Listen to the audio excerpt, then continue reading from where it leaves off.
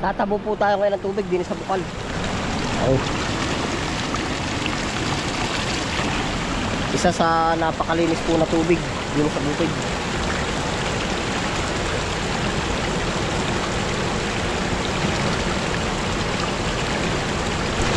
Kung tutuusin po, napakahiwaga po ng bukal, ano, gawa ng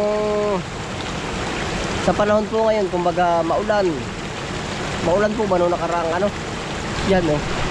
Kaya po nasabi nating maulan, kulay ano, yun, linab ang tubig. Pero itong bukal po, kahit yan ay malabo or magkulay tsokolate, ganito pa rin po ang lumalabas dito ng tubig oh. Medyo lumakas lang po ang source ng tubig ngayon dito oh. Dati siyang maliit, pero nag-doble, nag-triple. Yung pa sa kabila oh.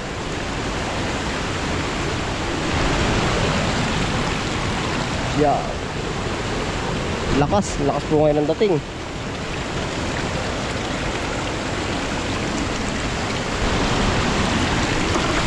Pupunta po tayo ngayon sa kabilang area. Atin pong bibisitahan yung mga pinatabasan po natin doon ng liyugan.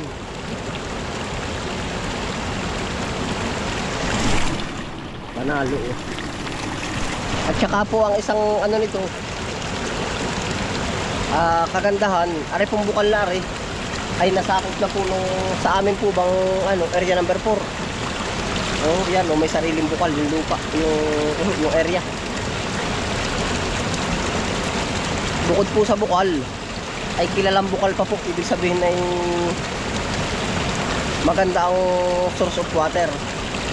Isinare ko lang po yung part na naggawa po ng, kumbaga ang hiwaga po ba, kahit ako dito na rin lumaki, kumbaga yung pagkakataon po ngayon oh, maganda, biyayang biyaya oh.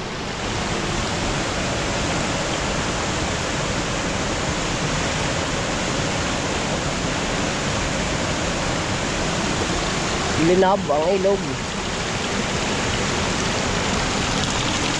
pero malakristal pa rin po yung inumin eh.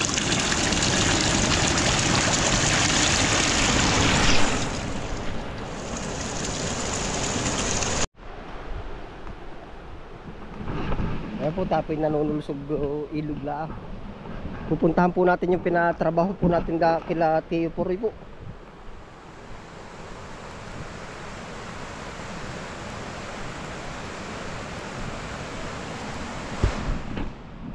Talaga po minsan yung pag tayo ay bibisita, halos buong araw na po nagugugol na natin yung lakad lang oh, yung ikot ba, magkakalayo po ay.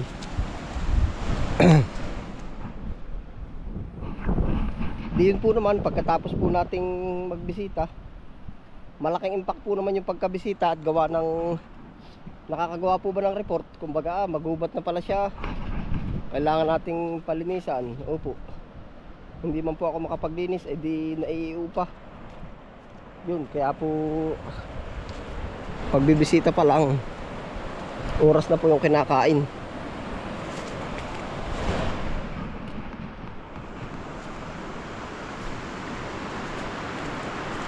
Oras na ang kinakain.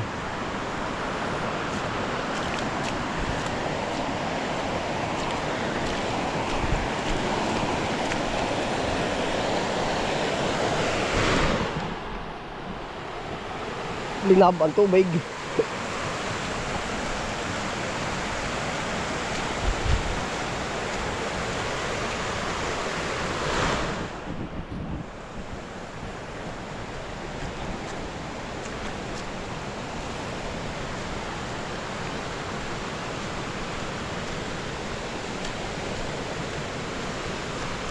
Nilinis na itong irrigation.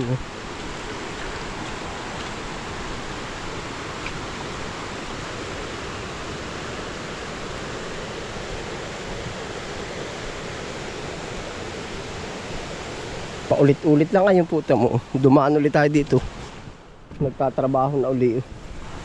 Yun, nakaraan po si Kuya Fernando. Yung nagtatabas dito. Naroon naman sa kabilang dulo. Tayo pwede niya natatawid.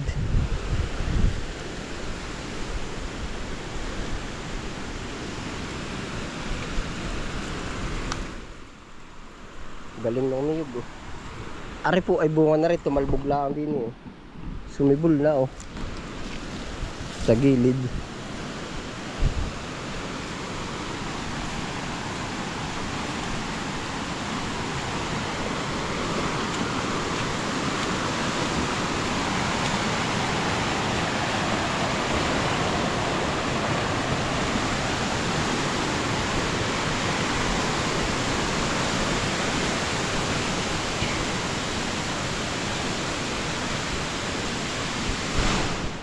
May aso dito. Siraan po.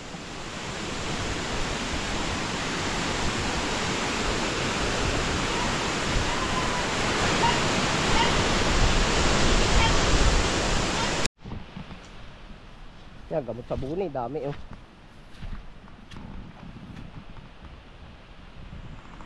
Bayabas, bayabasan at saka ari oh, dami ng bulaklak. Dito na po tayo natawid ay.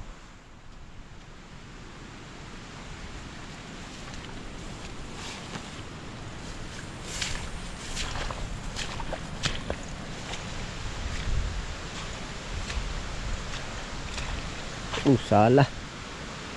Dito.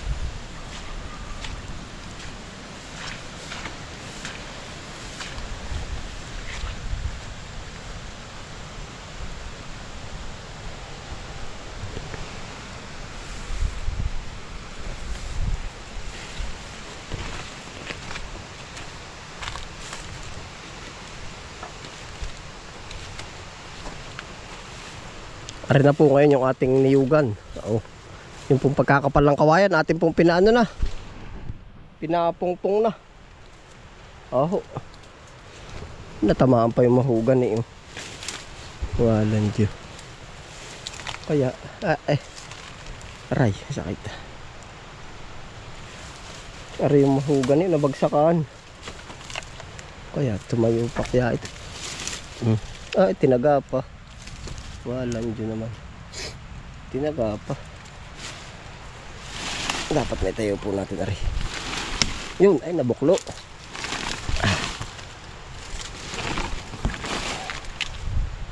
Yung mahugan po natin na nabagsakan.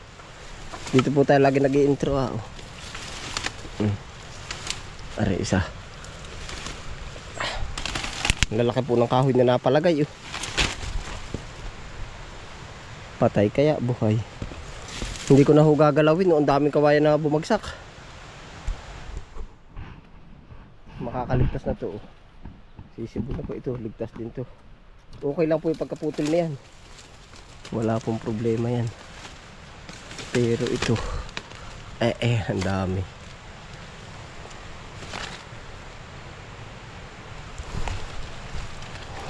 Parang pinroning laang po yan. Ang kapal ng kawayan.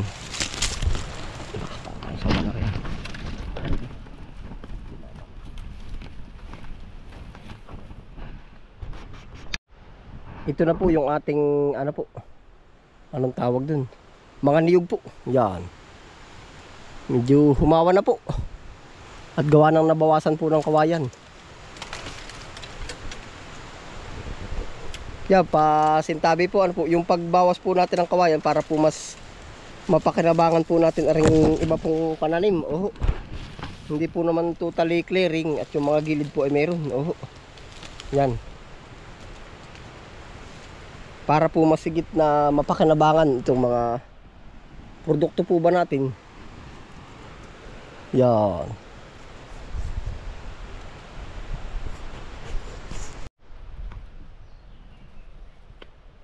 Ito na po yung ating niyugan noon. Yan. Landmark. Nasa na yung ating ano dito? Mangustin. Natabunan na ata. May mangustin tayo dito Ayun yun Ay naroon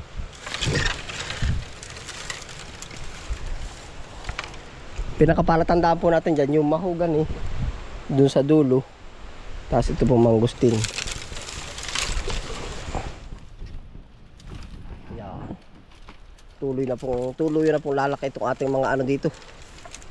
Mga niyog.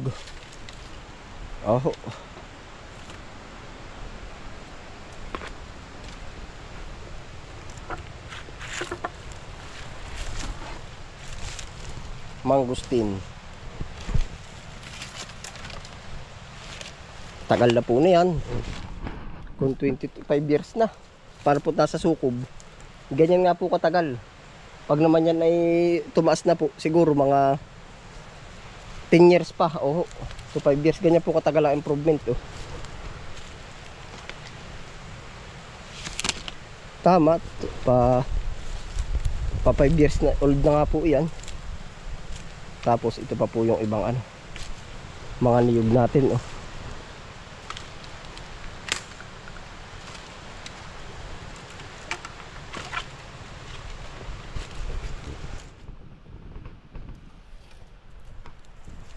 Maginhawa na. Oh.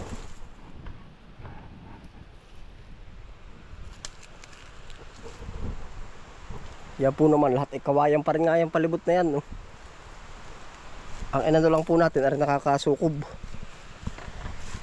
sa ating mga pananim. Oh, ito.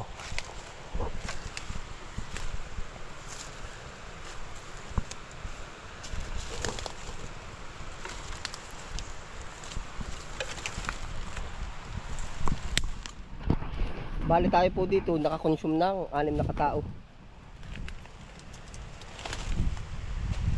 6 times 6, 36. Parang 3 months po ata nakalipas noon, no? Bago 3 months uli, yun po uli. Malaki rin po ang madadali sa atin, no? Yan, ito na po yung ating mga niyog.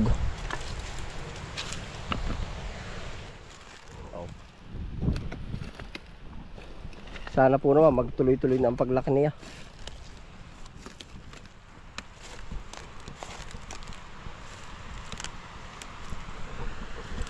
Oh. Kaya po yung iba maliit at malaki, may namamatay, may hinuhulipan, may inaanuhan. May tinataniman at may anong tawag dun? May namamatay at may pinapalitan. Kung ilang days pala ang to, taas na agad, lalampas na uli agad sa niyog. Ganyan po kabilis ang saging damo pala.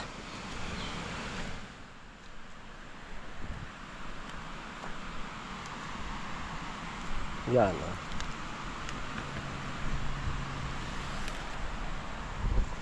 Maginhawa na po sa pakaramdam ito. Talaga po makakabawi pa tayo dito mga 5 to 10 years pa or 7, ganun. Ganun pa po katagal ang impact nito. Pero tayo po ay naglalaan na rin po ng, ibig sabihin, hindi man sa yung gastos po ba. Yan. Yan, para po magka-idea rin yung nagbabalak po sa ganitong farming. Lalo-lalo na sa niyog, kung medyo may pagkasukal po yung inyong pagsisimulan, ganito talaga. Kumbaga, titiisin na yung gastos. At para po sa akin, ang halagang 3,000, talagang napakalaking gastos na. Oh. Pero po pag naman sa maalwan, at nakalaan na talaga yung pang araw-araw, madali. Oh.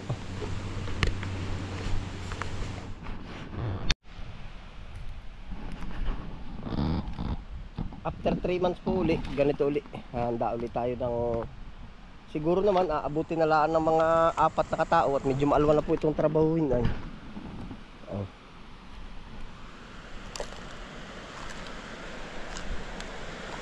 Lakas ng tubig oh.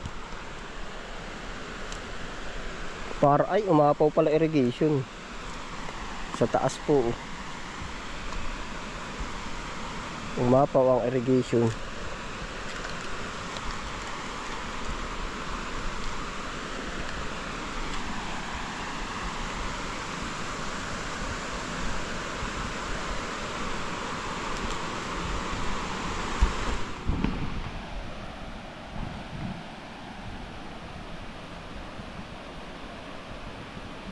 Irrigation po yan taas oh. Yun. Umapaw.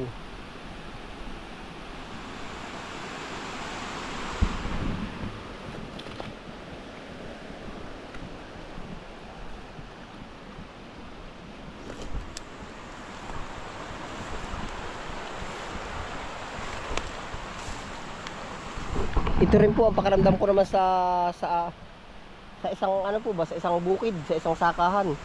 Pagka may tubig po ba, kumbaga nasa gilid ka ng tubig para po bang maginhawa. Pag ako po, para sa akin, oh. Pero kung bumabaha naman ay hindi rin po maginhawa, pero dito po naman hindi siya bumabaha. Oh. Yan. Share ko lang po sa inyo yung may sakop kang ganyan, mga sapa. Oh. Maginhawa.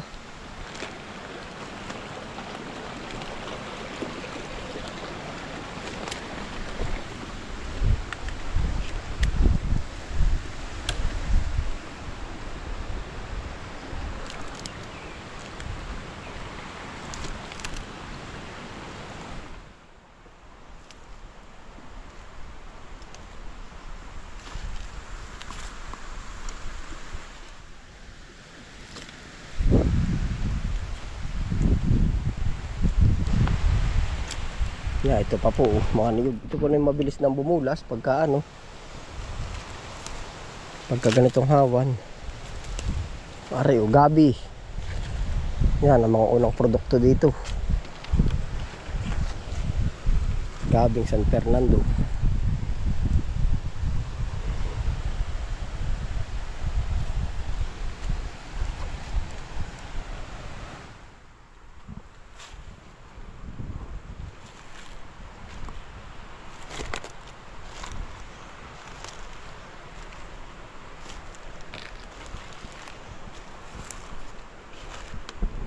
Ito pong taniman natin ito parang daliri. Alam niyo po yung parang daliri. Yan. Kasi dyan sa side na yan may tubig. May tubig. Kung ito pong mga daliri natin ay butas, itong side na ito. Ito yung lupa, ito yung tubig. Ito po may mga tubig po yan. Oh. Latian, no. Yung kabilang side may tubig din po yun. Parang ang shape ng daliri. May mga... Pero hindi po naman yung bahain. Oh. Bundok na po ay. Tapos mapipisa na ito sa ibaba.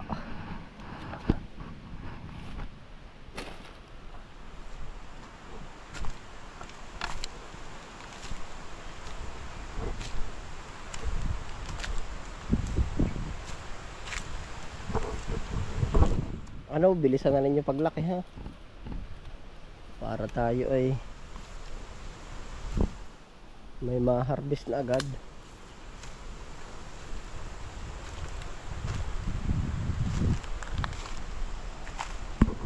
Ayan po, yan na po ang ganap sa ating niyugan. Ayos po naman, panalo po. Yan. Panalong panalo talaga.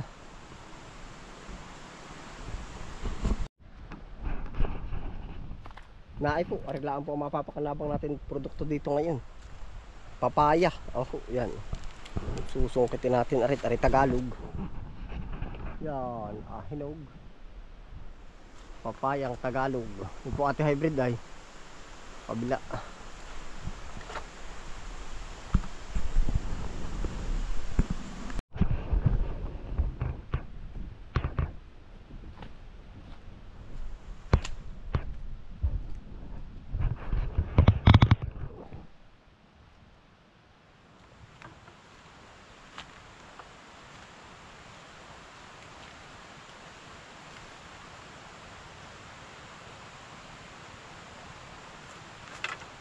Ay wala. Durog. Naay po papaya. Ari po na may Tagalog. Ang nagtanim na rin ibon. Ang ganda oh.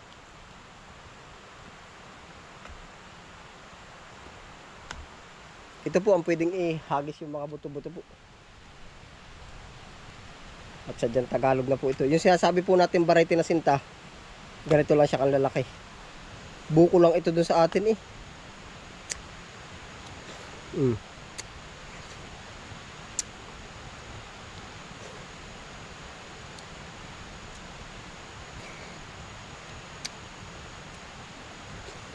Mm.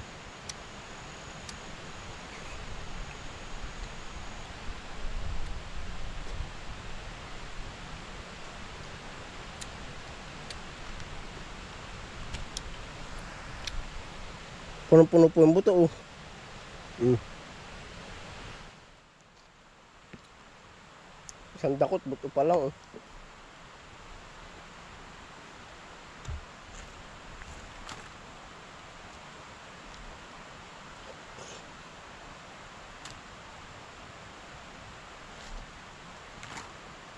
Para mabuhay.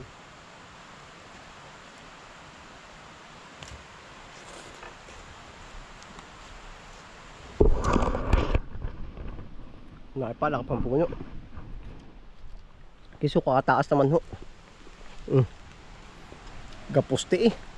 Aba. Yan ang tatag ng punong aray.